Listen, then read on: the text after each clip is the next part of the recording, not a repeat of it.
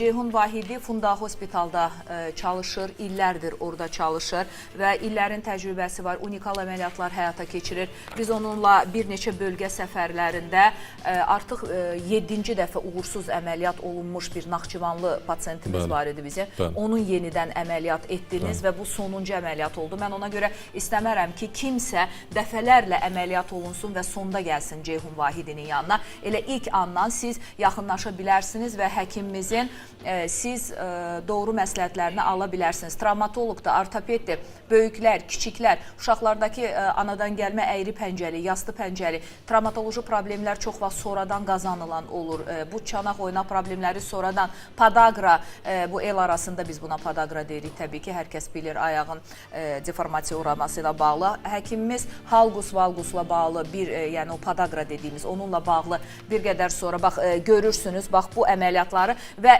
ölkədə demək olar ki, ilk həkimlərdən biri və birincilərindəndir ki, o qapalı əməliyyat etməyə başladı və uğurlu da nəticələr əldə etdi.